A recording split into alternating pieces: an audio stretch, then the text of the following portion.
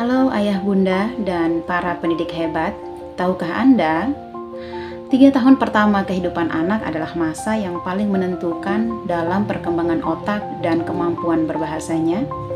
Pada masa inilah otak anak bekerja seperti spons, yaitu menyerap setiap kata, nada suara, ekspresi, dan sentuhan yang ia terima dari orang-orang di sekitarnya.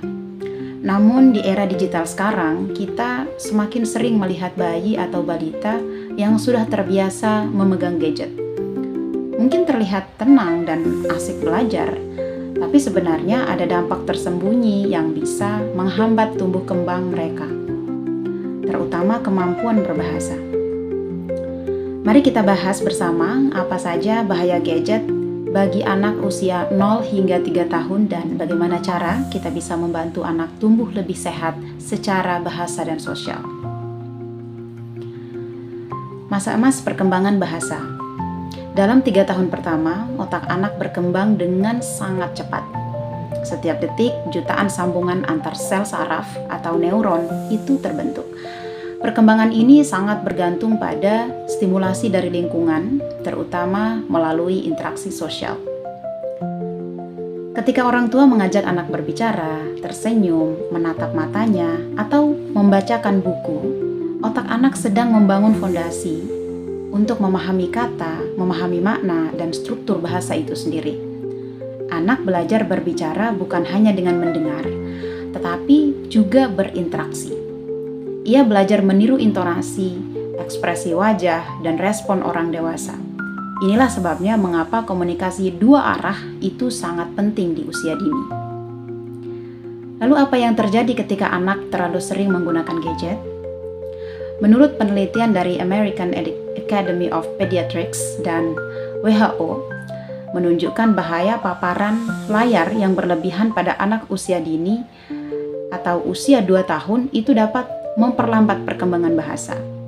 Anak yang sering menonton video atau bermain aplikasi di gadget itu cenderung memiliki kosakata yang lebih sedikit dibanding dengan anak yang menggunakan layar, yang jarang menggunakan layar. Bukan karena kontennya jelek, tapi karena interaksi sosialnya berkurang. Ketika anak menatap layar, tidak ada kesempatan untuk berbicara, mendengar tanggapan, atau melihat ekspresi wajah yang nyata. Padahal semua hal itu adalah bahan bakar utama perkembangan bahasa. Bayangkan saja saat menonton, anak hanya menerima informasi satu arah, seperti mendengar tanpa bisa menanggapi. Jadi lama-lama otak anak itu terbiasa menjadi pendengar pasif, bukan komunikator aktif. Nah, bagaimana mekanisme dampak pada otak anak? Perkembangan bahasa melibatkan area otak yang mengatur pendengaran, pemahaman makna, dan produksi suara. Ketika anak berinteraksi langsung, semua area ini aktif bersamaan. Namun, saat menatap layar, otak anak lebih banyak memproses gambar dan suara cepat yang tidak terlalu memiliki konteks sosial. Apa akibatnya? Koneksi antar bagian otak tadi, otak bahasa, menjadi sangat kurang. Selain itu, layar juga bisa menyebabkan anak overstimulasi, di mana otaknya menerima banyak rangsangan visual dan suara cepat tapi tanpa makna emosional. Hal ini membuat anak mudah gelisah, sulit fokus, dan lebih pasif dalam berbicara. Apa tanda-tanda awal anak terpapar gadget? Jadi beberapa tanda yang bisa kita perhatikan antara lain, yang pertama, itu anak lebih sering menirukan suara atau lagu dari video dibandingkan kata yang diucapkan orang tua. Yang kedua, anak sulit menatap mata saat diajak berbicara. Yang ketiga, respon terhadap panggilan nama itu berkurang. Yang keempat, kosakata yang muncul lebih sedikit dan terlambat dibandingkan usianya. Nah, jika tanda-tanda ini muncul, belum tentu anak mengalami gangguan permanen, tetapi perlu diwaspadai dan dikurangi paparan layarnya. Apa dampak jangka panjang? Ya, dalam jangka panjang, penggunaan gadget yang berlebihan pada usia dini tidak hanya menghambat kemampuan berbahasa, tetapi juga mempengaruhi aspek sosial dan emosional dari anak tersebut. Nah, anak bisa kesulitan memahami perasaan orang lain, tidak empati, tidak sabar menunggu giliran berbicara, bahkan menunjukkan perilaku yang terkesan agresif ketika gadgetnya kita tiba-tiba ambil. Nah, beberapa penelitian juga menunjukkan adanya hubungan antara paparan layar dini dengan kesulitan fokus, gangguan tidur, dan rendahnya kemampuan konsentrasi di usia sekolah. Ini ada beberapa mitos tentang video edukatif yang memang banyak orang tua beranggapan bahwa menonton video edukatif bisa membuat anak cepat berbicara. Tapi faktanya, bayi di bawah usia 2 tahun belum bisa menghubungkan gambar di layar dengan benda nyata yang ada di dunia sekitarnya. Misalnya, ketika ia melihat gambar bola di layar, ia belum tentu memahami bahwa itu sama dengan bola merah yang ada di ruang tamunya. Yang membuat anak belajar bukanlah gambarnya, melainkan interaksi sosialnya. Saat orang tua menunjuk bola sambil berkata, "Nak, ini bola, yuk kita lempar." Nah, interaksi seperti inilah yang menumbuhkan makna, bukan sekedar melihat visual di layar. Jadi apa rekomendasi yang perlu dilakukan oleh orang tua? Menurut WHO, anak di bawah usia 1 tahun sebaiknya tidak terpapar layar sama sekali. Untuk anak usia 2 hingga 3 tahun, waktu layar sebaiknya tidak lebih dari 1 jam per hari, dan itu pun dengan pendampingan orang dewasa. Artinya apa? Jika anak menonton,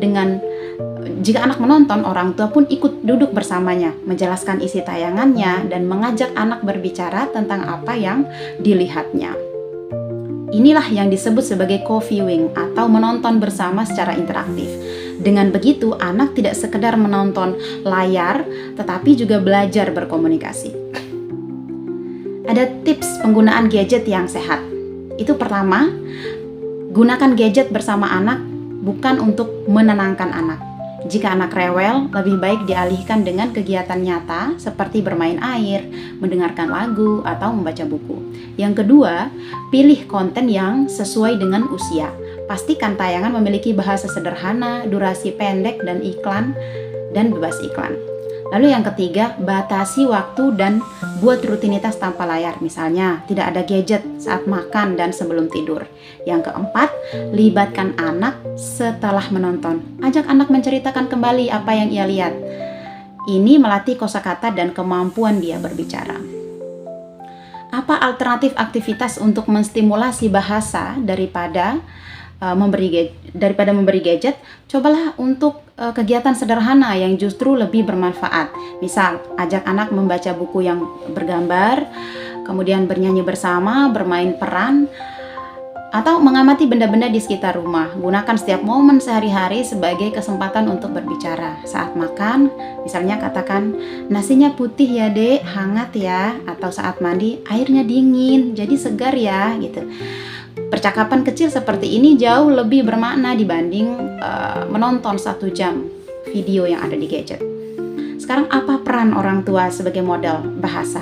Anak belajar bahasa dengan meniru. Oleh karena itu, gaya bicara orang tua menjadi teladan utama.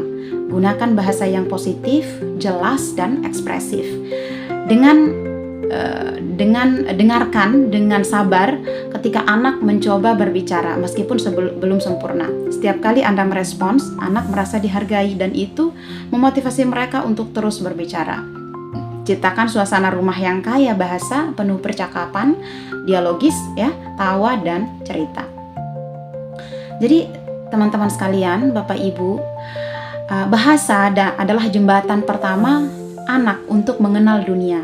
Gadget memang menjadi alat bantu, tetapi tidak dapat menggantikan hubungan manusia yang hangat dan penuh kasih sayang. Interaksi langsung, kontak mata, sentuhan, dan percakapan nyata jauh lebih berharga dibanding waktu berjam-jam menatap layar. Mari kita jadikan rumah sebagai tempat anak belajar berbicara, mendengarkan, dan dipahami. Matikan layar, hidupkan percakapan. Ingatlah, gadget bisa menunggu, tapi masa emas perkembangan anak tidak akan pernah terulang kembali. Terima kasih.